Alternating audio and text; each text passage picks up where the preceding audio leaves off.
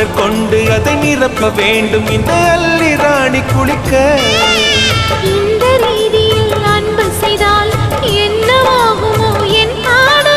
காற்று வந்து உன் குழல் கலைத்தால் கைது செய்வதென ஏற்பாடு.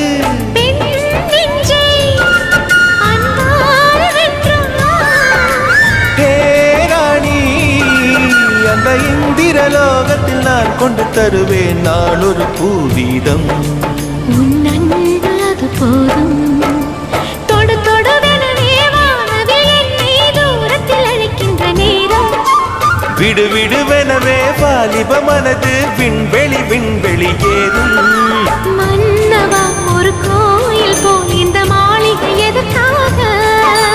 தேவியே என் ஜீவனே